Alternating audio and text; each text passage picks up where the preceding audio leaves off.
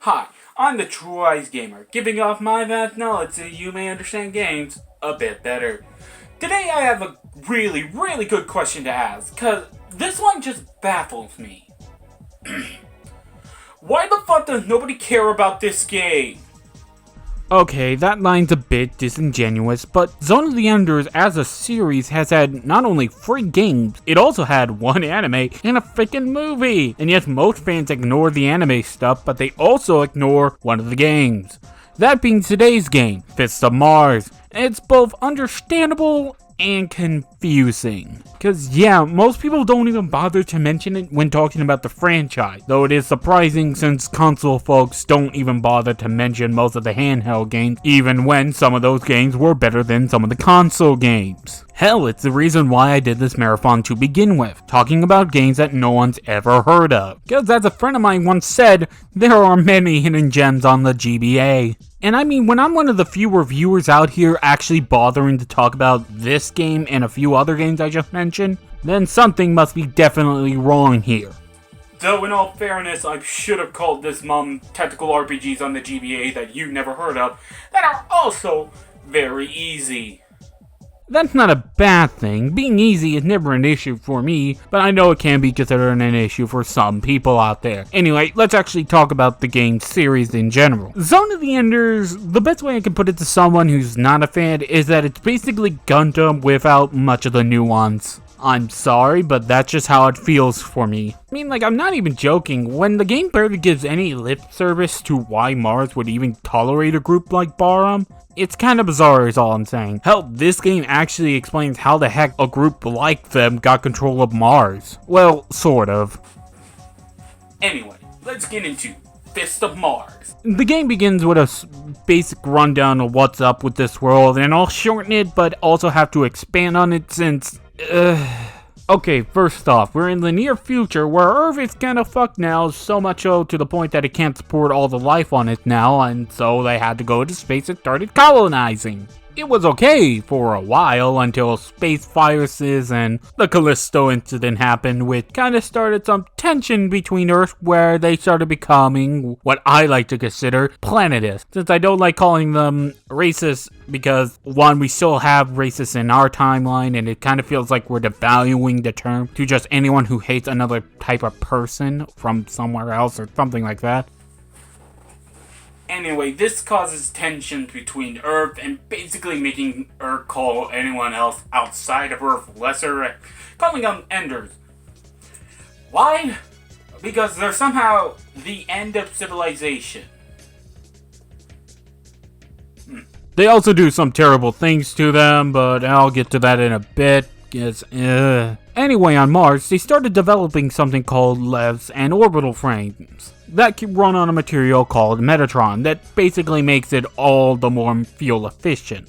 These would later on become more important as these would become the weapons for both sides, as they will become important for this game as well. But enough talk about all the backstory now. Let's actually get into the plot and, or at least a summarization of what's gonna happen. The game follows a boy named Cage. No, I don't know why they named him that. In fact, a lot of the game's characters have really stupid names, so do the titles as well for some reason. Some of these episode names are really dumb. This is a serious name for an episode. Anyway, he's kind of like most anime mech protagonists at times. More like a mix between the Gundam and, I would like to say, Evangelion, which is both a good or bad thing depending on your own taste. He also has a best friend named Ares! I said automatic villain when I saw him, and I was so damn right. So damn right, it's kind of funny the game never bothers to hide it or obfuscate it. But, anyway, they are on the ship heading for Mars, or I would say, if it wasn't attacked by something. I'm kind of confused that they never really explained it, as they said it was done by 2 separate groups for some reason, which I'll talk about later, or never, because sometimes this shit gets a little confusing and I just don't want to talk about it. Anyway, as the ship is blowing up, he finds a girl who's later on named, I can't believe this, Miona Alderman. Don't ask, I don't even know why. And in the room they find an orbital frame, and they use it to escape as he notices a black frame that's attacking the ship. Which is also confusing later, but I'll get to that when I get to that. And the best way to describe orbital frames are just that they're just Gundams. Just plain old Gundam, but just more slick. And I'm sorry if that's not nice to this series or Gundam, but it's just the honest facts. And I mean, like, we also have to admit, there is one big difference. They have huge cockpits. Seriously, why the hell do they have that? After landing on Mars, he is soon captured by the Earth forces on Mars and is blamed for the ship blowing up, and he has to escape with the help of the BSI, a terrorist group that basically wants to free Mars from the tyranny of Earth. And that's pretty much the setup, and it's a pretty nice setup for anything, really. It gives us a few mysteries to wonder about and what's going on. Well, mostly, as some of these mysteries are already given, but still. With the story pretty much out of the way for right now, let's go into the gameplay. Is it going to be, fine? I say that mostly because I'm not even entirely still sure as I'm writing this. Though there are things that I really do need to change. That's a fact. This tactics game takes a lot of its cues from the Subot Robot Wars game, which I do enjoy and I really need to talk about one day. And while I'm at it, I might as well talk about the graphics here for this game since I'm not going to talk about them much. It's alright. It's not bad. I wish it was more polished, but you could say that a lot about this game, but I'll get to that in a moment. But in any case, yeah, like any other tactics games, you got movement and attacks. So what makes the Super Robot Wars games a little more interesting is that you can't always attack after you move. Sometimes you gotta wait a bit before attacking or do an attack that's weaker, but you can use instantly after moving. Thus, you have to plan a bit before you move. Like, if you move here, you most likely won't get a hit opponent on that turn, but on your next turn, you'll hit them with a more powerful move. Thus, it's a risk versus reward that sometimes gets annoying, but is most times than not really good. Though sometimes it's hard enough to tell who they're going for sometimes, since you want to plan around the idea that they're going to target that particular unit, but then they target some other unit, thus ruining the plan. It just sometimes made me wonder if they really hated a target for some reason. But anyway, if they get targeted or you're about to target someone, this is where the next important mechanic comes in. I gotta make one thing clear. I'm not entirely sure of all the mechanics since I don't have the manual, and for some reason the manual online doesn't exist for some reason. Thus, I'm entirely unsure about some of these mechanics, so if I get something wrong, do tell me. Anyway, the system I'm about to talk to is basically called the ISA system. Basically gives you a sensor mark, and depending on if you're attacking, you then must target your opponent, or if defending, must run away from the enemy target zone. That's honestly it, but it's actually kind of cool at first, but after a while, it just gets annoying. The best way I could describe this mechanic is that you're turning in a percentage to do it yourself, but risk the chance of messing up entirely. Though I'm not entirely sure, but I do know it is sort of broken. Why is that? Simple. They made it so that if you have a pixel on them on your screen or your sensor, and not this big red thing that tells you, hey, you have target on him, then you will just basically hit them always, no matter what. Meaning attack is so simple that it's kind of useless at some point, if that makes sense. Like, anytime you'll use this, it's like you've already hit them. Thus I ask, why even bother?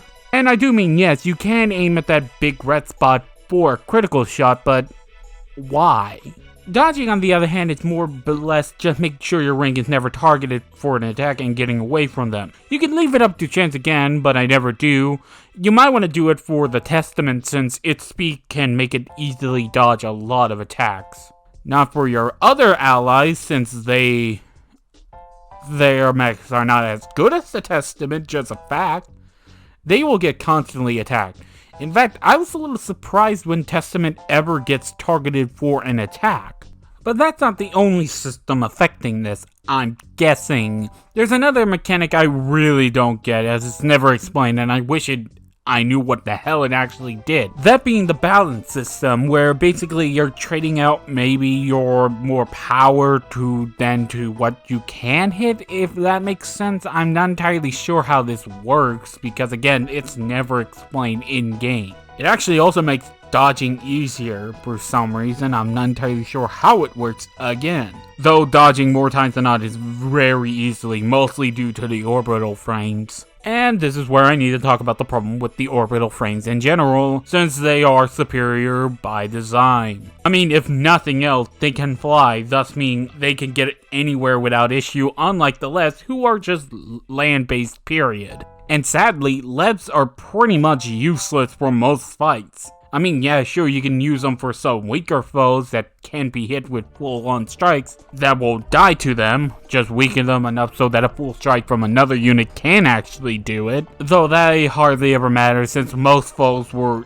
even an issue for me for a long time. Only the amount of enemies actually change at all, and they steadily increase most times than not. You can ignore them unless the mission says destroy all enemies, which most don't.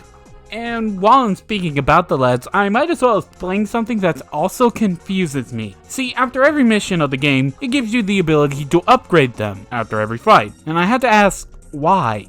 Since it's only the LEDs and never the orbital frames, since they gain all their upgrades from these little stations in battle, and only weapons for that matter. Thus I had to ask, why even bother making money in fights when it hardly ever matters, since leveling up a unit actually shows more benefits than anything else. The problem is fundamentally, combat challenge just starts to go downhill a bit, like, I like to say halfway through. It only ever throws more enemies at you and it just becomes a really tedious. But I wouldn't call it boring, if that makes sense. Because I mean, like, the excitement of dodging out of a hard attack is always interesting to watch and do. And that's pretty much the combat, and so let's go into spoilers now and talk about the story.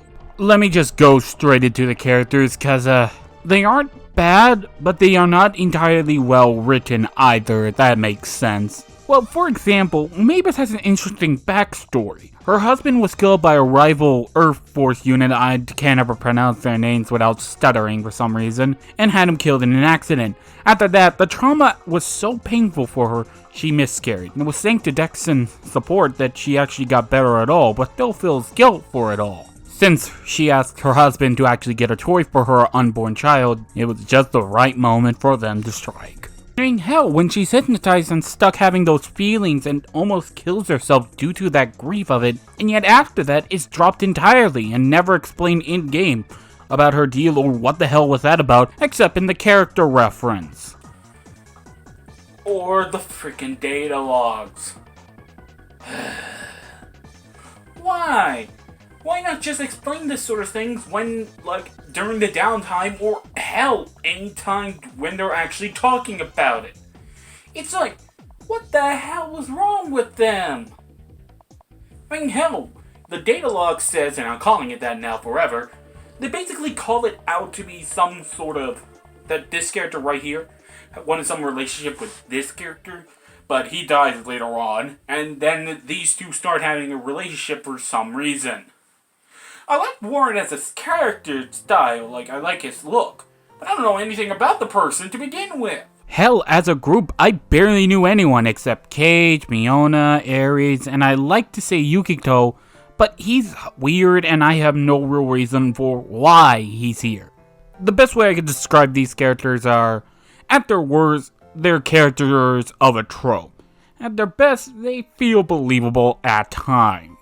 Hell, one character I really liked was Ramza.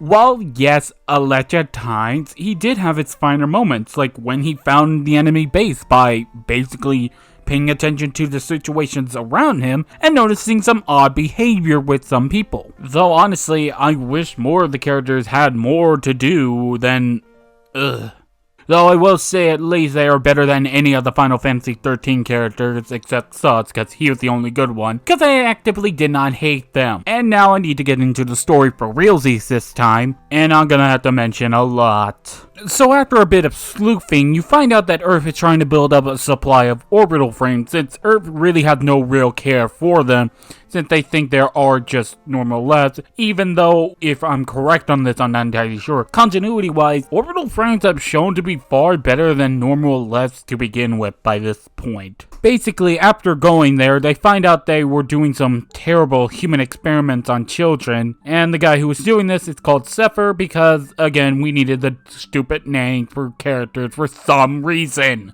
I'm only annoyed because it's kinda stupid at this point. They also find evidence that they were the ones who also crashed the Bonaparte, so they decide to go carte blanche and just reveal this information out to the public to show that, yeah, Earth is kinda hiding info to Mars. Though, before I go into the results of that, I need to mention something. Now, before all that happens, we need to mention someone called the Mars' Angels. I know, right? I only mention them since they are somehow important to getting the normal ending. Yes, there is multiple endings for this game. Why? I have no idea. Honestly, I thought they were from some other part of the series, but no. They only appear here and are only from here. Now, how are you supposed to get the normal ending? Well, that's simple. You need to beat more levels than them by the end of the stage. Why? I have no idea. Hell, the game never even hints at why you would even need to do this. Thus meaning, you could play the entire game and get the bad ending for something you didn't even know you needed to do. I need to even ask why even bother having two endings when the characters could have used that time to, you know, have some time as characters? Or hell, have even an ending to begin with. I mean, like, the normal ending's just fine. Why even give us a normal ending to begin with? Then also it makes way more sense than the bad one, but I'll get to that right now. Phil, for some reason, betrays us, and only betrays us in the normal ending. On the bad ending, it's never mentioned or never even happens. Hell, I only mentioned Phil only because I think he's the only other character here who had potential to do something, but they did nothing with him until the end where he died trying to help Miona. I won't talk about much of the other differences since I need to actually get back to the plot since it's actually alright again. It just needed more character working. Anyway, after revealing this info, Summer comes out a bit insane since, well, you ruined its plans, and nearly kills Ares, but fails and he survives. But then suddenly the Black Frame comes in, just pops in out of nowhere and attacks him, making it look like it killed him. Cage is really distraught about this, and Miona tries to cheer him up, but is not able to. And Phil, I believe, I'm not entirely sure, this area section is never actually explained well, just disappears, and this breaks Cage even more, basically making go full Johnny with.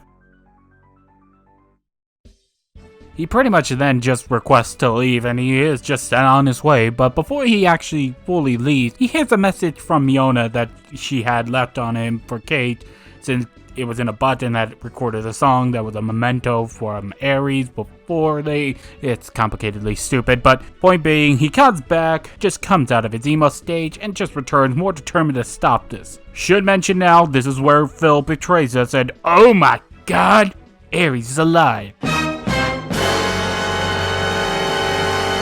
And is also working for the group I just mentioned a little earlier ago, Barham. He's pretty much evil now, but then again, Barham is evil, so. And now he's just pretty much evil, well, more openly evil, and using Miona now for mind control puppets, sort of, for a new weapon that can just devastate a city if aimed properly. And now the group is now more determined than ever to stop them. Though sadly, honestly, after this moment, the mystery is pretty much over, and it just kind of loses steam, as the mystery was all that was keeping the game together, if that made sense. But now it's just barely carrying on about the plot. It's just not that interesting anymore. I also need to mention here that they're now fighting armed citizens, since basically after calling out Zephyr, they pretty much riled up the people to a point where they're out rioting. Though what confuses me is though they don't seem to realize this is sort of their fault, as yeah. I mean, like, you didn't have to point out that information out, but then again, it was kind of necessary, so it's like, damn if you do, damn if you don't. They don't even hand wave like this isn't their fault. They just don't even address it much. Which only sort of annoys me, since you would think they would, since this was after the point where they say take responsibility. But whatever. Now, you're probably all wondering, what does Barham have in this? I mean, like, why use him instead of just taking over the revolution in and of itself? Well, it's actually pretty simple. They don't need to or want to. Because, see, this guy, he only appears basically near the end and is actually explaining Barham's part in this. Well, anyway, he's basically using Ares to basically get people riled up, get them to see that it's possible to fight Earth, giving the Martians just a sense of patriotism towards their planet. And when Barham comes in later, they can gain more support and just take the victory in and of itself. Well, that's the sort of general gist of the plan, but the plan doesn't work as he kind of dies later on by one of his own subordinates. I'll get to that in a moment. And also that we learn that Ares' plan is a bit bigger than he actually knew. As he's not gonna just destroy a city just to show off Mars' strength. No. His plan is actually way bigger. He just plans to wipe out Mars to begin with entirely. Why is that? Well, remember those experiments I mentioned earlier? Well, you see, he was one of them. So was Miona. And her real name was, no joke here, Farshati Shatner. And Ares' real name is actually Vale Shatner. Starfleet should have been here by now with how weird time travel is. Anyway, Ares is just annoyed and just angered at humanity as he saw the worst of it there and basically escaped with Miona, that they pretty much plan to do that. Well, sort of. Ares does want to, but Miona doesn't since she didn't want to do that to begin with, but though they can't really stop him, Miona's just like, I gotta go with it just to help him. It's some sort of mental thing. You have to do some mental gymnastics for that type of shit. But after being convinced, both of them by the way, by Cage and his arguments somehow, I mean, like, Ares is just like, oh well, and just stops. But that hardly ever matters since there's also a missile coming at him since, well, again, he's using a super weapon. Thus, for everyone else to survive, Parshati and Ares both sacrifice themselves. And I mean Parshati in the machine, not the person in and of herself. This is why you don't name things together. And the day is saved. Well, sort of.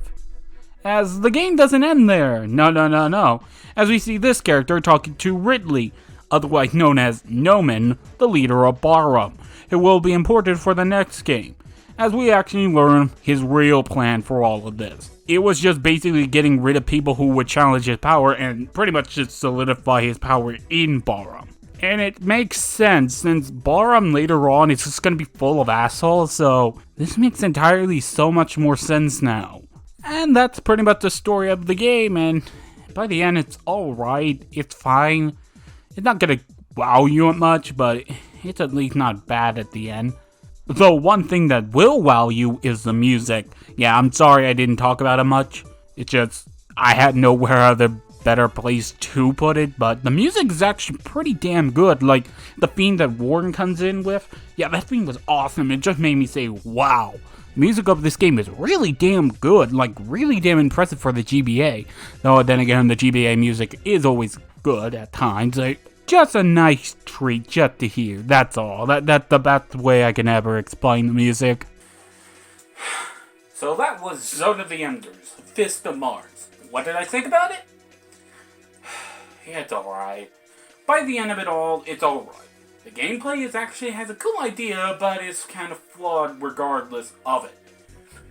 The story is, again, a good idea, but very flawed. I did like the kind of twist at the ending of realizing what it was all leading to. But, in the end, I did also want to talk about one other thing here. During this month, I think, whatever, I had a really interesting time talking about games that were not really well known. And next time, I'm going to talk about a game that you never even heard of. And it's ironically, really not well known, but also well known enough by some people. It's complicated. I'll get to it when I get to it. Next time, Aerial Strike. High stakes, low altitudes with Jaeger missions.